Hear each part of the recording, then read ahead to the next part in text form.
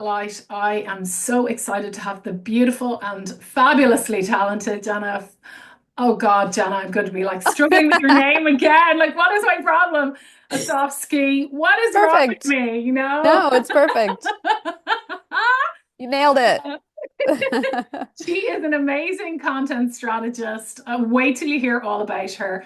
And she's here on the Business Spotlight, another fabulous business who has got this wonderful journey that I'm not going to give anything away now because she's going to talk to us about it. So if you're out there and you're going, oh, I'm sick of the cubicle, or your business is just eking along and it's not really going anywhere, I want you to be inspired. I want you to be inspired by people like Jana, who I talk to, because I want you to really listen to their journey, to hear where they're at, because she is going to share that with us over the next half an hour. So please, if you're like, oh, half an hour, run, quick, go while I'm jibber jabbering. Go grab a cuppa, come back, Mm. sit down, and just enjoy listening to Jana's story. And welcome, Jana. I'm so delighted to have you on the Business Spotlight. Thank you. I'm so happy to be here. Awesome. Well, let's go. Okay. Because I know I couldn't get it perfectly right, exactly what you do. So I'm going to start with the first question and just go tell everyone, what do you do? Like inspire them. Like, because I bet you so many people won't go, will go, oh, wow, I didn't know that that was a niche or that I could do that. Or Mm. so tell me, what do you do? Yeah. Okay. So I've been in business for 10 years almost, and for myself. And I had a whole career before that, of course, in the offline, normal, in real life world. But I've had my online business for about 10 years. And I love that you said that you want people to listen to these and be inspired by what's possible because where I was 10 years ago when I started and where I was 9 years ago and 8 years ago, it's really like, I mean, you can see how it led to where I am now, but you never would guess that. I never would have guessed if you told 8 years ago me that this is what I'd be doing now. I'd be like, really? Okay, yeah. Um, so I think it's important for people to realize that. But yeah, so these days, today, for the last like 3 years, I've been focusing on my program called High Leverage Content. So I'm a content strategist specifically for online coaches and service providers.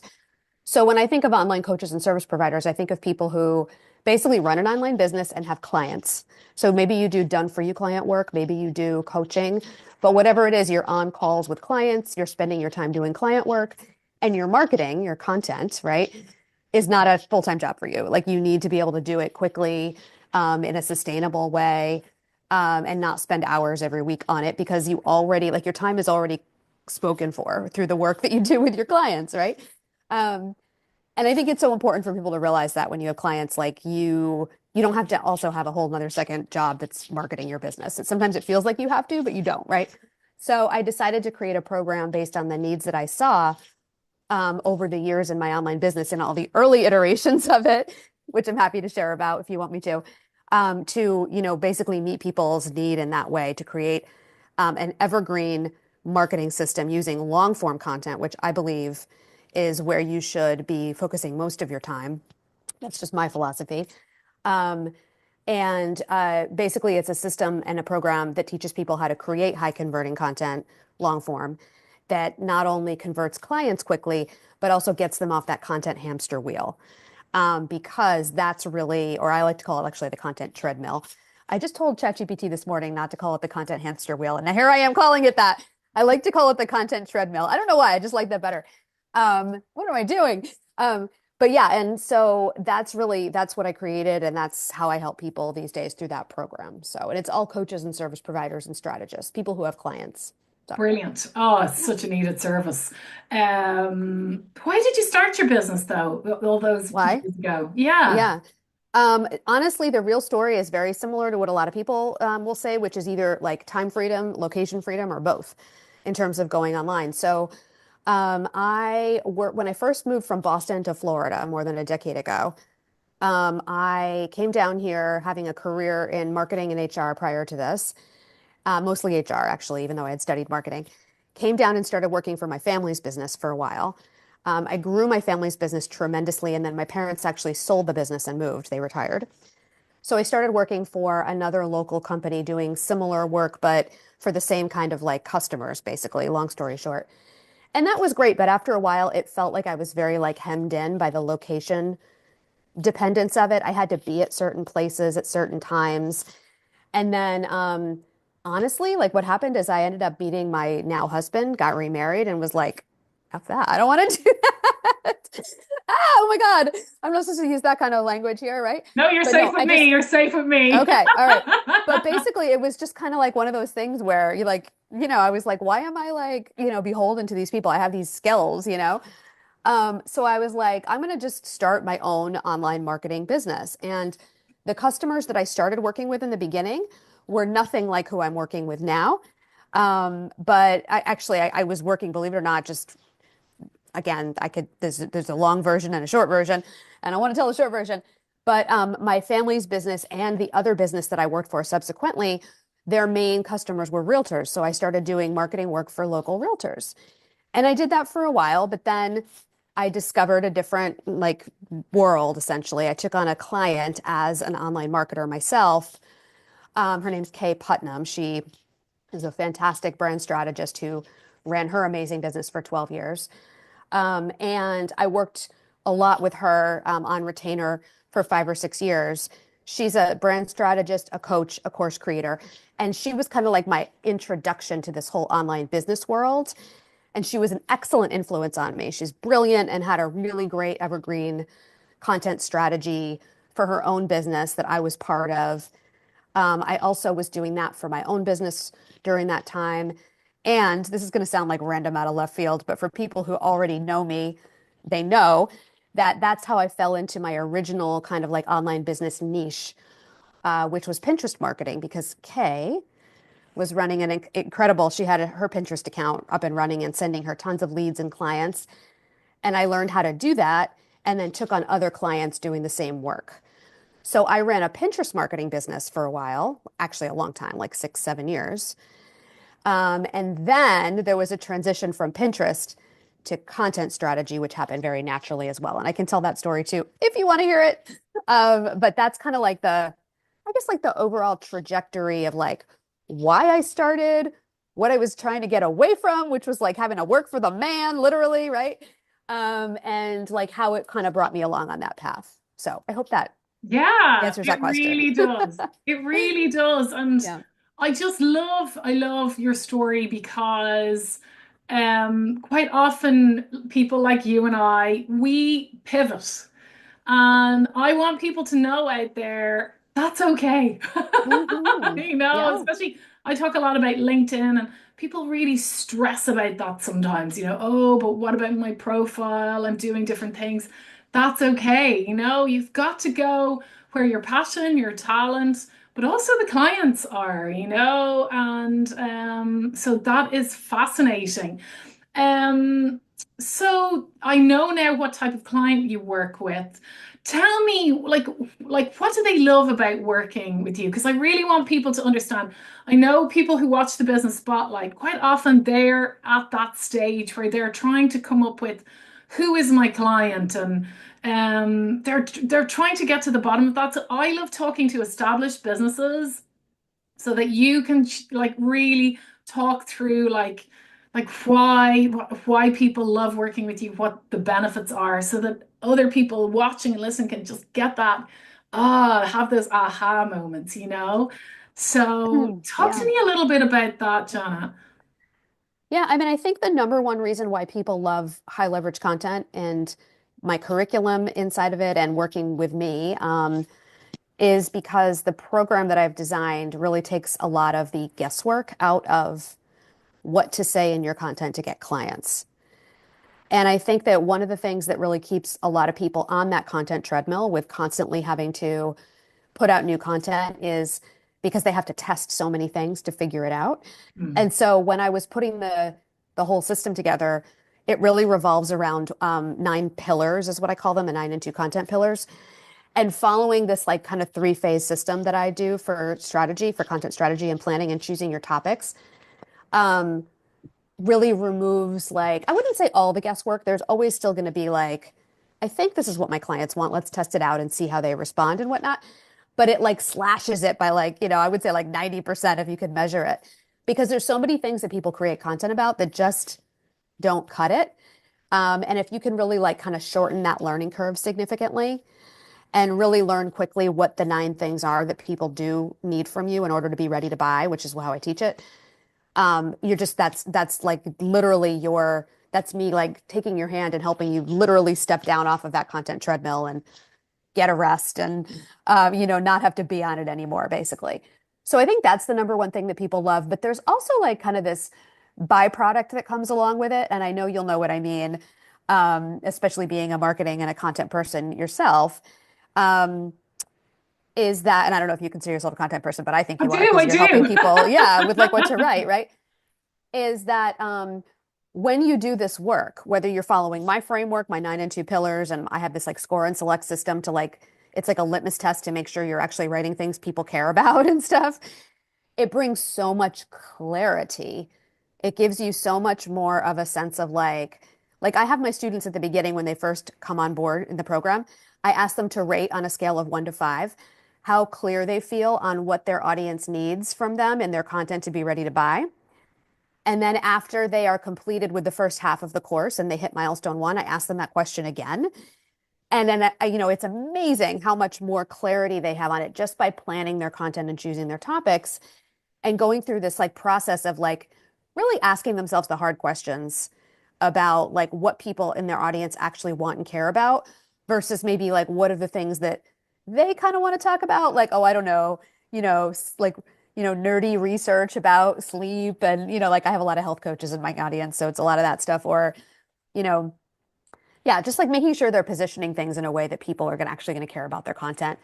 So I think it brings a ton of clarity to people, which in turn helps them feel so much like more confident. And obviously, like it helps them get clients with their content, which is like the ultimate confidence and clarity, creation thing, or most the ultimate confidence booster is when you get those clients.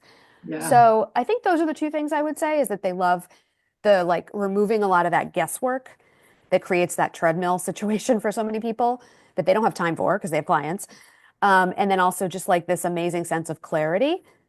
What's interesting is like most people don't really care about the clarity until they get inside and they experience it. And then they're like, oh my God, this is amazing. What they really care about, obviously, is like cutting down on the time it takes to create the content and making sure that the content they're creating is going to get them clients. So that's really the crux of it. But then you get this amazing sense of like clarity and confidence that comes with all of that.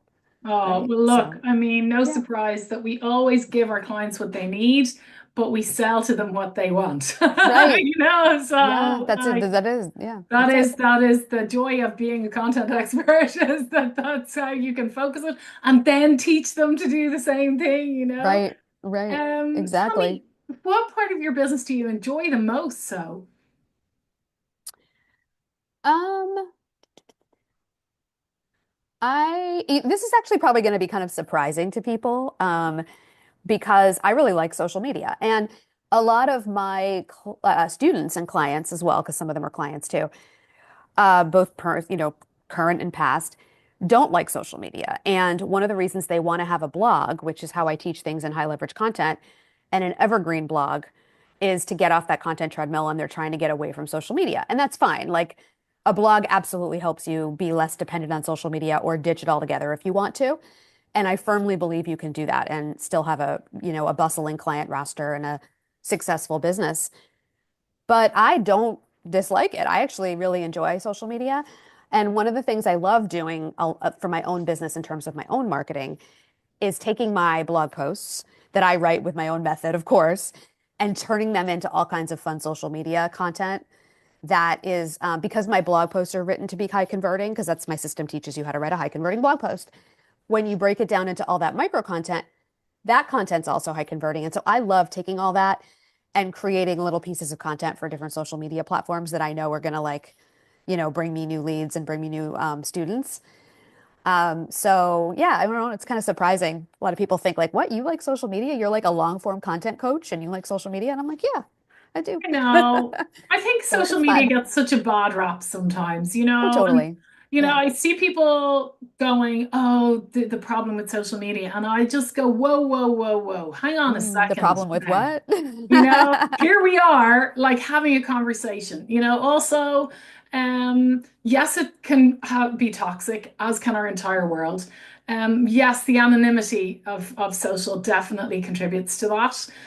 But like, there's amazing, like, my daughter has Down syndrome, like, the support that Mhm. I've been able to find has been phenomenal through social media. I wouldn't have had that otherwise. That Yeah. we're talking.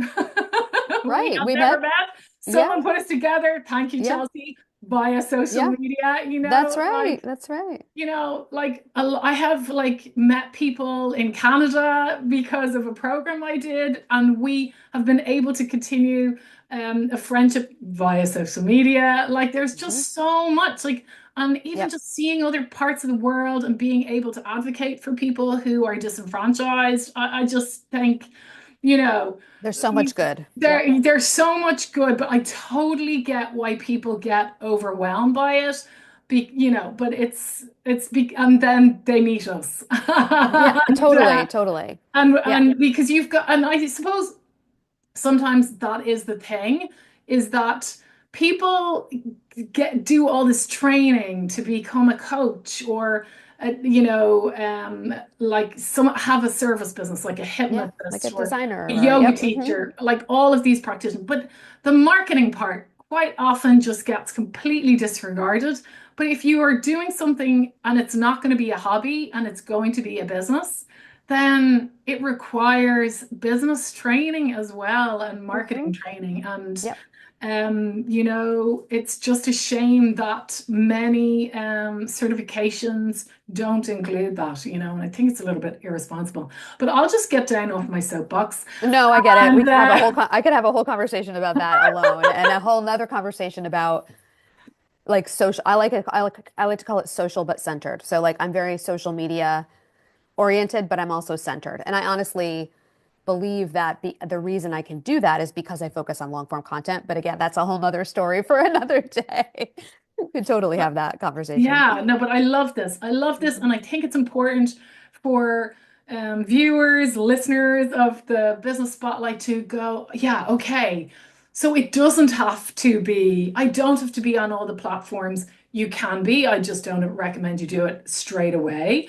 Right. I Agree. can do this. There is another way. And, even though I'm a LinkedIn expert, that's a tactic, in terms of what you're doing, what I do. At the heart of it, there is strategy. Once you get the strategy right, then you choose your tactic, Hmm. and that is fine. Yep. Oh my God, I could just talk to you all day about stuff like this. But anyway, Same. Elaine. Same. Love it. But actually, so, like, off topic in a way, but I always find this fascinating question to hear the answers. Mhm. Like, you mentioned people who were in your journey, but in business, who inspires you? Like, who do you look to? I want to Mhm. inspire, businesses coming up the chain, up the road. Who has inspired you or who inspires you now? Mm. Yeah. I mean, you can think about that question in a couple different ways. You can think about who do you like aspire to be like, you know? You can also think about who inspires you to be the best you can at what you do. Um, I'm looking at my dog thinking she inspires me because she's such a good dog and she needs me to buy her treats all the time. No, but I think my first thought is like I think about the people in my audience. Some of them are my students, some of them aren't my students yet, but they will be sometime. Um, like I sent an email out to my list a couple days ago, and it was just like a basic email that just said like, hey, like I just really want to know who's on my list and like what you're up to. And I forget exactly what the words were, but like email me back and let me know. Just tell me about your business. You can share just like one line if you want, or you can tell me everything, however, whatever you have time for and feel like you want to share. And I got so many emails back with people telling me about their businesses and different stages and what they're trying to do in this world to help people. And honestly, like that's really what inspires me. When I think about all the people who learn from me for free in my audience, like people who are on my email list, which, you get a lot of great content from me on my email list, even if you don't join my program. And then people who are in the program too. And I think about all the people that they help with what they do. Um, my client, Kay, who was like a huge influence to me early on, who definitely inspired me too, used to call that the entrepreneur ripple effect. That those of us who are helping others grow their businesses, like I feel so inspired that the work that I do, whether it's content strategy or the Pinterest marketing work, helps those people get found by people who need their help in their lives, you know what I mean, and in their businesses. So sometimes, like the more, what's the word? Cynical view of that is people say, like, oh, it's just, a bunch of people helping other people build businesses and blah, blah, blah. But I don't think of it that way at all. I think of it more like, think about all the good that's being done because of the work that my amazing students are doing in the world. Like it's amazing when I look at when you really drill down to it and look at the humans who are doing this work with other people, like when I get those emails back or when I see what my students are writing about in my program to help people, it's like amazing when you really look at those like specific situations. They're helping this person, be better at parenting their child. They're helping this person, find love in online dating. Like how amazing is that to make an impact on people like that or an indirect impact? So I don't know. I guess it sounds kind of cheesy, but that's how I, No, I think that's great. And I think, yeah, like we're supporting an online global economy, but like the people who you help to, use their content to find more clients, those clients then, pay these people. They get to do what they're passionate about. They're happier. Their hmm kids, potentially, if they have kids, then get to be around parents who are happier, who probably exactly. are more hmm often at home. They have money to spend in the local economy. Like, Yeah. it hmm it's it, you know it it doesn't matter whether it's people pitching to other people or people helping each other and being transactional. It doesn't matter. It still helps, it's still Right. it's still a better way, in my opinion, to earn a living, Yeah. so Yeah. so Yep. great, Definitely. great. That is so interesting in itself. hmm Tell me, what advice would you give a new business to increase their visibility? mm Yeah. I mean, there's so many things that, I could say, but I think that, and this is not a sexy answer, but I think it's the real answer, which is that anything that you try in terms of strategies, tactics, especially, make sure you give it enough time to see if it's going to work. So, we've heard like some people may have heard this already, and if you haven't, then I'm happy to be the first one to say it. But if you do anything for less than 90 days, then you don't know yet whether it's working. Like you have to do something for at least 90 days to figure out if it's going to work for you.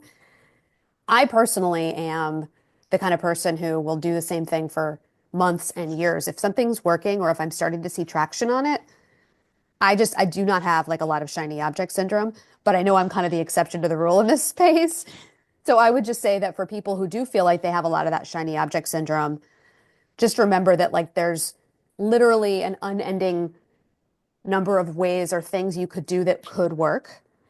And our job as like owners of companies and figuring out what our marketing is going to be is just to try the things that we think are like the best fit for us and try them for long enough to see if they work and then keep doing them for as long as they continue to work.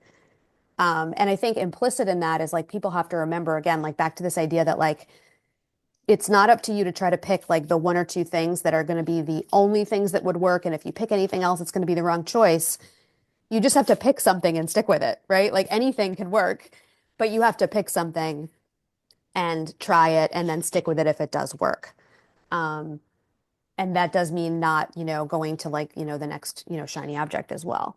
So I would say like, I think that's the thing that when people, when that type of advice clicks early on in people's businesses, I think it helps really keep people steadfast and keep them in business, and not, being part of the statistics of people whose businesses, fail in the first year kind of thing. So I would say that would be like the advice that I think of when you ask that question.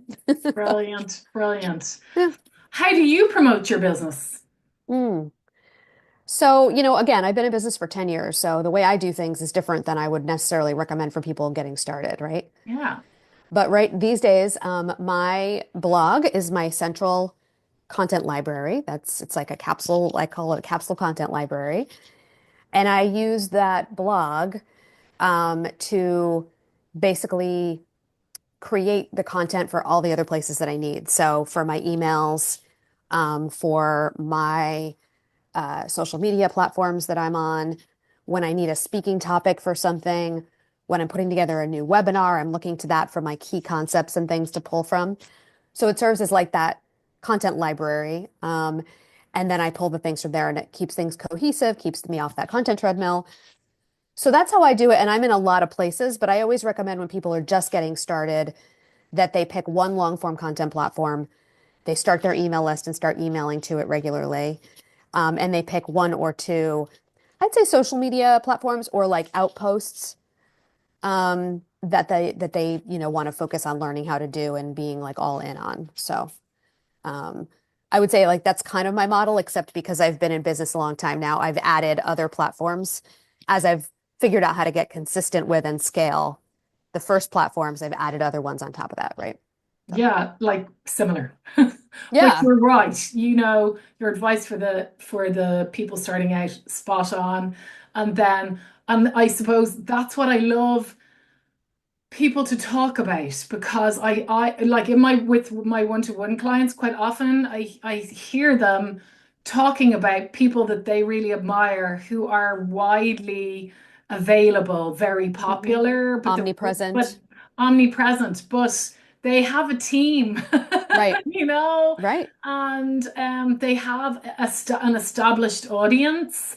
yep, So you can't like you can always aspire to get to where they are, yeah, but you can't like literally jump the ladder unless you've got right, a mechanism to do so. Like, fine, if you want to right, like rocket and like light the rocket and go, but there's a trade-off, you know? right. So yeah, that's really interesting. So hmm speaking about dreams and looking up and to people who we admire, tell me what's the dream for you in your business within the next year? Yeah, and I'll answer that, but I add one more thing to what you just said a second ago, which is Yeah. that I just want to say that just to kind of bring it full circle, and I know this is what you're saying, but like people who are listening who are newer in business, you can get to the point where you are, someone like me who I'm not, by any means like a big name, but I have more of this omnipresent system and I have a team of two people who help me with it and that type of thing. Um, so I love that you do the series to help people be inspired by that. Um, yeah, I guess I'm just echoing what you said, which is like you can get there, but it starts with the basics and doing the Yeah. basics regularly on repeat all the time, you know? Um, and when I say all the time, I don't mean for every hour out of your day, especially if you work with clients, but for, whatever amount of time you've set aside every day or every week, for those actions. So it's like, it's like building a building, you're building your foundation. So, okay. Uh, and my dream. That's such a good question. I feel like at this point, I'm really happy with my business. And I would just love to double my enrollments this year, basically. I mean, I've had about 160 students come through high leverage content. And um, if I were to be able to like double that in the next, or just double my number of annual enrollments over the next couple of years, really, but also not work more hours every week. That's the dream right now. That's what I'm working on. Oh, And I feel confident that I can do it too. So you can. yeah, And I'm I got so this. I see your sign back there that says you got this. You got this. You got this. You're going to do it. You're going to hit that dream. Thank you so much for joining me today on the Business Thank Spotlight. you. Around this video, there is going to be how people can work with you. So I'm going to share those links with you. Make sure Oh, thank to you. go over and follow Jana in the places that you will find her. And thank you again for joining me today on the Business Spotlight. Thank you for having me. This was lovely.